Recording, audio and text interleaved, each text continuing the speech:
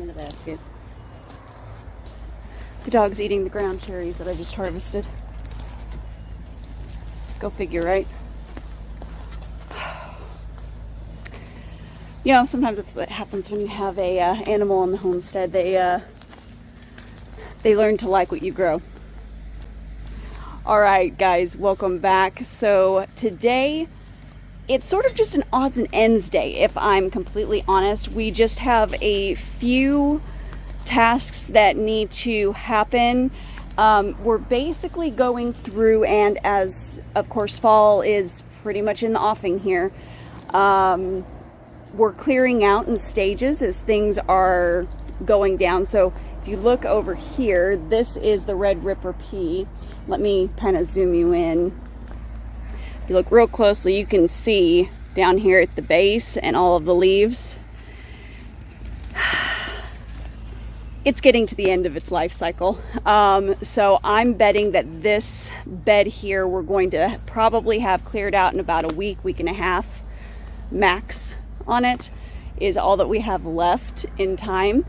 But we've had a really great harvest of these Red Ripper peas. So we've, as of right now, and we don't have all of them shelled yet, we have 3 jars of Red Ripper peas. It looks like we'll probably be having another, yeah, they're half-gallon jars. So that's a gallon and a half, and it looks like we're probably going to end up with close to around a total of 2 1/4 gallon is basically what we're estimating once we get all of this cleared off.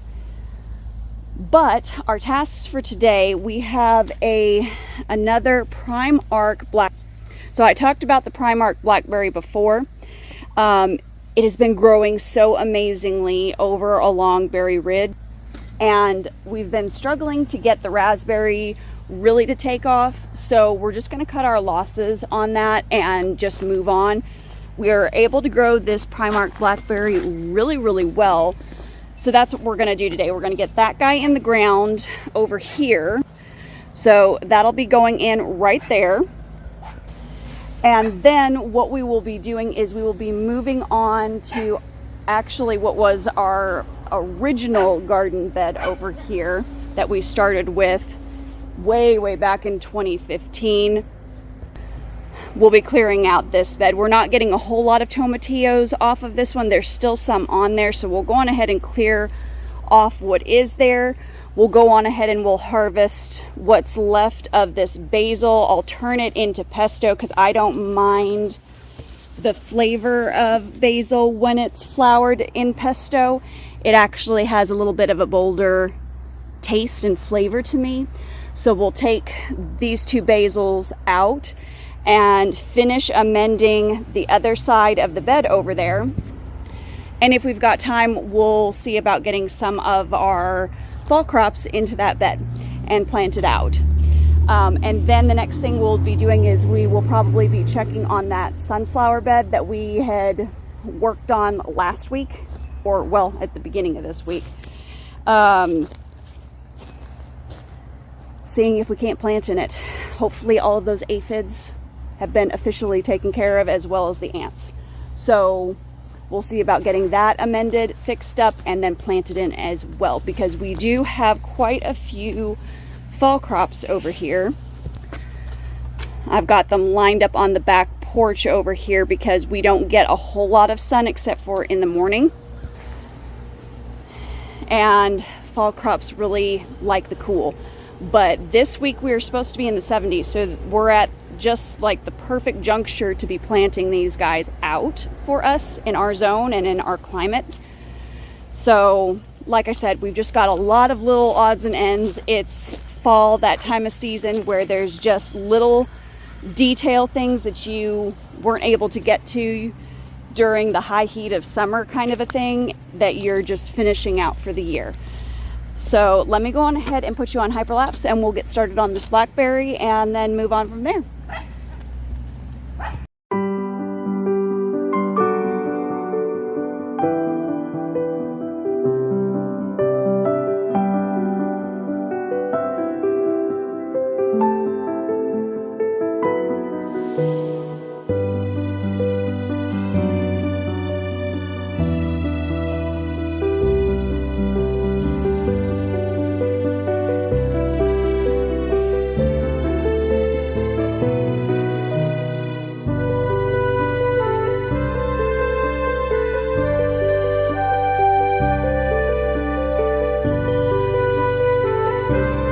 Okay, so slight change of plans.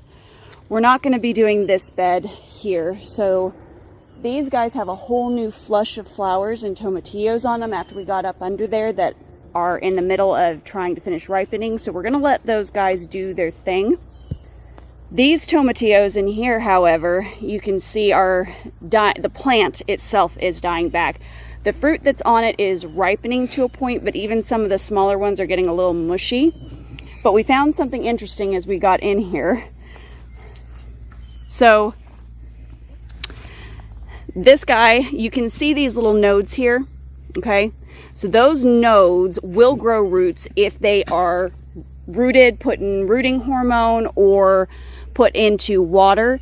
And as you can see, it was rooting itself down here into the mulch. Now, there are those who say that that is not an ideal root system. However, that is how people can save their plants over winter. Some people will take their plants where those nodes are and put them in, say, a jar of water, let them root, and then let them act as a plant over winter, and then take that plant in the spring and plant it out again. So if you aren't in a position or don't want to mess with seeds, that is an option for you, a very viable option for you to have a plant for the next season.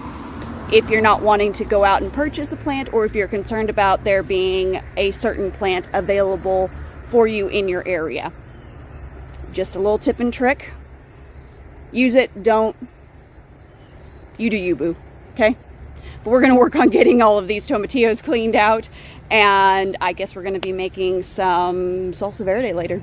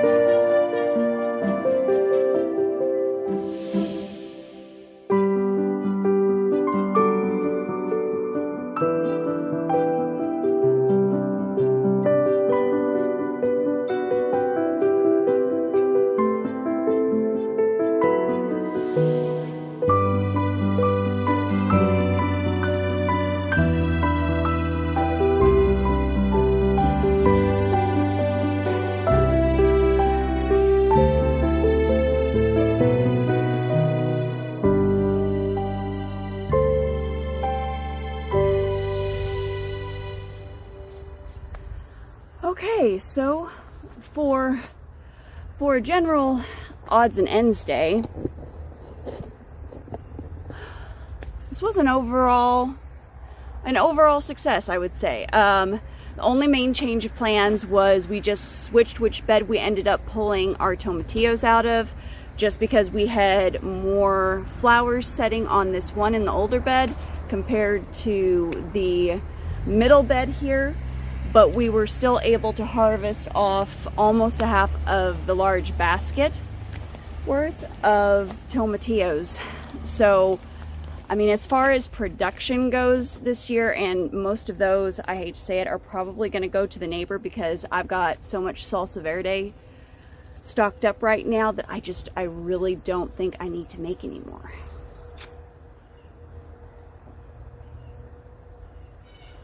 So that might be going to the neighbor down the street at this point. we'll let them play with those tomatillos. But we got the blackberry bush in. Mom was actually working on the permaculture area while I was planting out our bok choy in our green stalk grow towers. So we basically have everything done that we had planned on doing at this point. Main thing is we didn't have enough soil to finish out the sunflower bed, topping it off and getting it amended, but I did get some mushroom mycelium and biotone and then wood ash in there before the rain came in. So that'll just kind of mix in and soak down into the dirt that's already there and help feed what's already there as far as biolife goes. And then what we put on top will just be bonus. And we haven't entirely decided which crop we're going to plant in that one yet. We keep going back and forth on that bed, so we'll take you along when we get that figured out in a week or so. But yeah, otherwise I think everything is pretty well getting set for fall here, which it's kind of a nice change of shift. I think I'm ready for fall. At least cooler weather. Cooler weather. Yeah. It's easier to work in the garden. Yeah, way easier to work in the garden. We won't count the snow and the ice moments that happen. We won't count that, but all right, so I'm gonna go on ahead and I'm gonna sign off here. We're gonna get some tea into the system and then probably go in, get cleaned up, get those tomatillos cleaned up to take down the street. But I will include at the end of this video some of what we've been doing in the fall season prior to this one. It won't be last year, it'll be the year before, because last year I ended up having a surgery in December, so I didn't plant out a fall and winter garden. But the year before that, we had a really good fall garden going. So I'll go on ahead and I'll include the video here at the end. Also, don't forget, we have that quick start guide to small space gardening available for you guys still. So go on ahead and get that checked out if you would like to jump start getting a fall garden going. That is there for you to be able to do it in 3 days. You could do it in less if you really wanted to get after it.